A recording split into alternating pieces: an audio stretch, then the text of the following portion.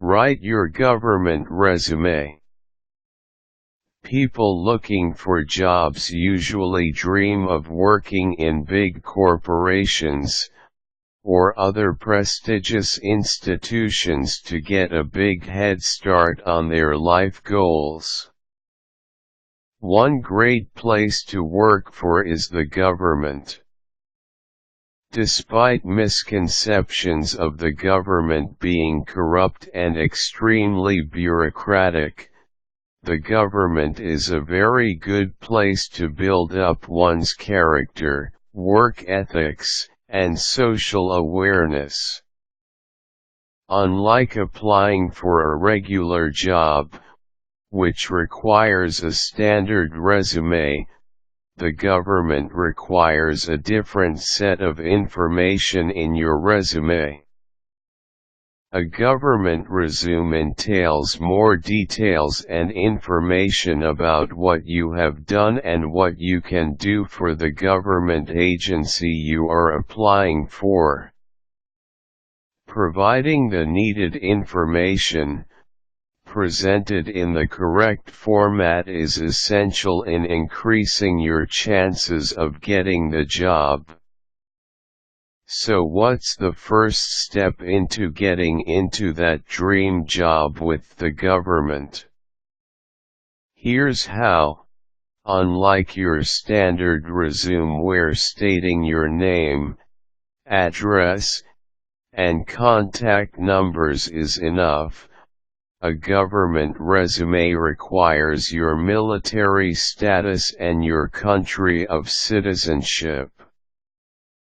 There is no need to indicate the schools and universities you have attended, as they place primary on the degrees, certifications, and workshops you have taken.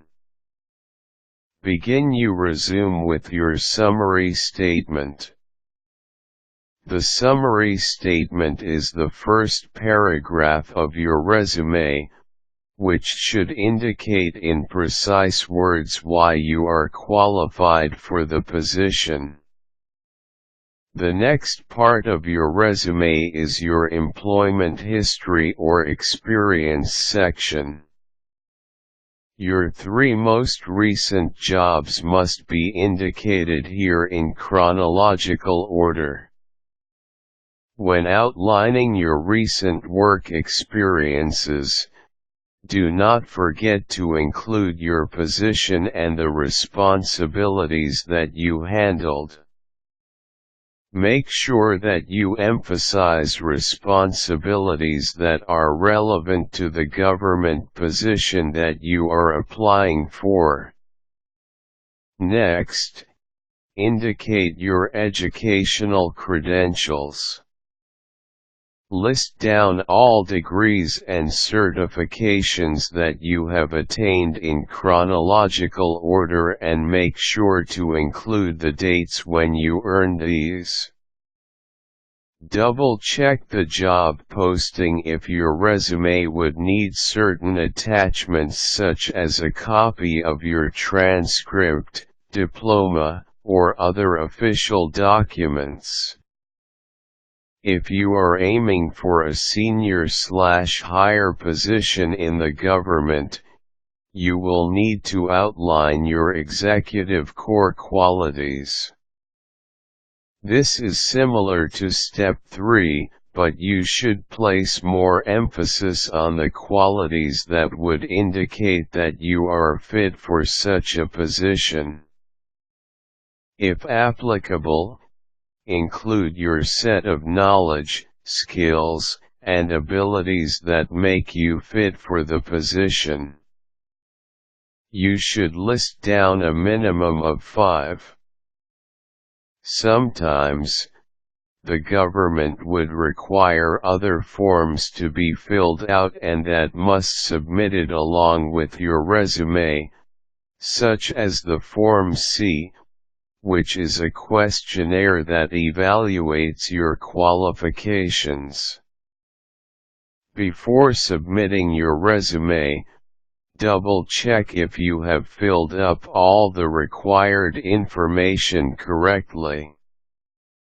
Refrain from using a generic resume to apply for different government positions. Make sure each one is tailored to fit that particular position that you are applying for. When sending out your resume, refrain also from using unnecessary materials that you think will give you extra points, such as scented stationery, expensive envelopes, and fonts that deviate from the traditional Times New Roman, Arial, etc. You can have a professional help you draft a winning resume, but this is not completely necessary as numerous samples of government resumes with the correct formats are available online. When making a resume for a government position, make sure that you write as professionally, and as clearly and as concisely as possible.